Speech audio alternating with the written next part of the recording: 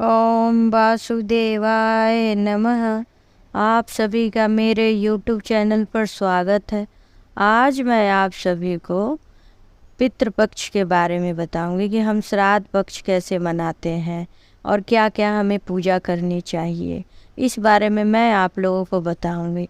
श्राद्ध पक्ष 29 सितंबर से 14 अक्टूबर तक रहेगा। श्राद्ध पक्ष कौन मना सकता है? जिसके माँ बाप नहीं होते हैं उन बच्चों को अपने पूर्वजों को याद करना चाहिए, अपने माँ बाप को जल से तर्पण करना चाहिए, उनको याद करना चाहिए और पिंड दान करना चाहिए। यह सब काम हम 15 दिनों के लिए करते हैं, जो कि हिंदू पंचांग के अनुसार भादो मास के शुक्ल पक्ष के पूर्णिमा से लेके अश्विन मास के कृष्ण पक्ष के अमावस्या के बीच में हम मनाते हैं। बहुत जगह परंपरा ये होती है कि जिस दिन जिसके पिता ख़त्म हुए रहते हैं उस दिन उस तिथि तक ही पितृपक्ष में जल देते हैं, तर्पण करते हैं। बहुत जगह होती है कि 15 दिनों तक हमें अपने पितरों को, हमारे पिता, पिता के भी पिता, हमारे पूर्वज, उन सबों को हमें पानी देना चाहिए, उनके नाम पर पूजा पाठ करनी चाहिए। तो ये सब जो पिंड दान का और पितृपक्ष का जो हमारा पूजा पाठ है वो हमारे जिला और राज्य और हमारे घर में कैसे होती है, इन सब बातों पे भी निर्भर करता है कि हमारे घर में कैसे पूजा होती है। जैसे बहुत जगह 15 दिन तक लोग करते हैं, बहुत जगह तिथि के अनुसार मनाते हैं, लेकिन जिस दिन जिसका तिथि रहता है उस दिन लोग अपना पिंडदान करवाते हैं, अपने बालों को कटवाते हैं, दान उपदान करते हैं, बहुत बहुत कार्य करते हैं। लेकिन 15 दिन ये जो है वो पूर्वजों को ही समर्पित है। हिंदू पंचांग के अनुसार पितृपक्ष का बड़ा ही महत्व है। इससे पितरों को शांति भी मिलती है, उनको तृप्ति मिलती है, इसीलिए हम पितृपक्ष मनाते हैं। पितृपक्ष में पिंडदान का भी महत्व है। हिंदू पंचांग के अनुसार हर साल भादो के शुक्ल पक्ष से पूर्णिमा से लेके और अश्विन मास के अमावस्या तक, मैंने जो बताया अश्विन मास के कृष्ण पक्ष के अमावस्या तक हम इसे मनाते। इस साल ये 29 सितंबर से शुरू हो रहा है। 2023 में 29 सितंबर से लेके 14 अक्टूबर तक मनाएंगे। पूर्णिमा तिथि जो है वह शुक्ल पक्ष के भादो मास के पूर्णिमा को मनाएंगे हम, उसे हम पूर्णिमा तिथि कहते हैं। और दूसरी उस दिन ही प्रतिपदा तिथि भी आरंभ होगी, जो दोपहर 3:26 से शुरू होगी और 30 सितंबर को 12:21 पर समाप्त होगी। तो ऐसे में 29 सितंबर को हम पहला तिथि मनाएंगे, जिसे हम प्रतिपदा तिथि कहते हैं। 30 सितंबर को जो शनिवार का दिन रहेगा उस दिन हम द्वितीय तिथि मनाएंगे। 1 अक्टूबर रविवार को तृतीया तिथि हम मनाएंगे। 2 अक्टूबर सोमवार को चतुर्थी तिथि और 3 अक्टूबर मंगलवार को हम लोग पंचमी का तिथि मनाएंगे। 4 अक्टूबर को बुधवार षष्ठी तिथि का श्राद्ध मनाएंगे।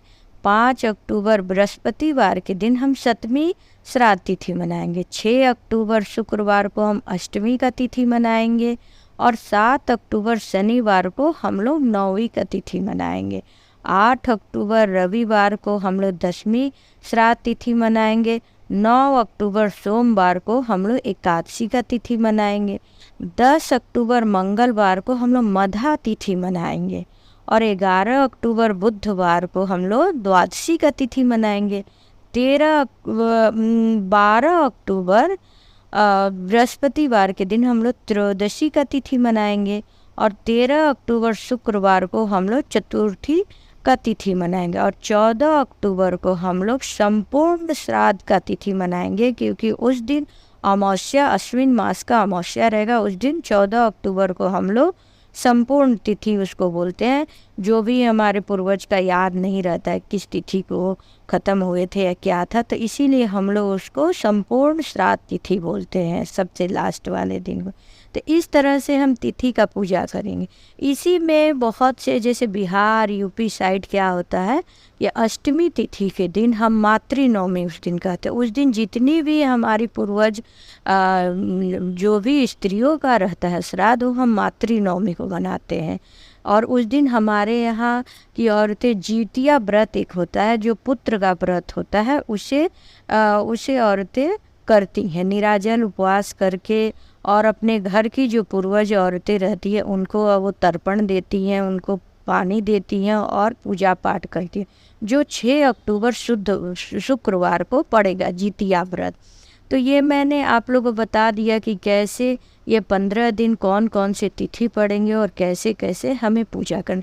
आप अगर चाहें तो जिस दिन आपके यहाँ का तिथि रहेगा, आपके मतलब ससुर हैं या आपके यहाँ के पूर्वज हैं, जो भी आपकी तिथि पड़ती है, आप पंडित को बुला के वो भगर से या किसी भी चीज़ से, चावल के आटे से किसी से पिंड बना के उसका पिंडदान घर पे भी करवा सकते हैं, या कोई नदी आसपास एक अच्छी नदी है, अगर आप इलाहाबाद के पास हैं तो क्या पूछना, बनारस है, इलाहाबाद है, नासिक में है, कहीं भी अगर अच्छी नदी के आसपास है तो आप कोशिश कीजिए कि नदी के पास ही जाके आप ब्राह्मणों से पिंडदान करवाएं और फिर उसके बाद से दान उपदान करें और उस दिन अपने बाल को कटवाएं और हर प्रकार का दान उपदान आप कर सकते हैं। लेकिन आप शहरों में हैं और आप नहीं जा पा रहे हैं तो आप घर पे ही पंडित बुला के कर सकते हैं। अगर उतना भी आपसे नहीं हो रहा कि आप पंडित जी को बुला पाए तो जिस दिन आपके यहाँ श्राद्ध का तिथि रहता है उस दिन कम से कम आप ब्राह्मणों के भोजन का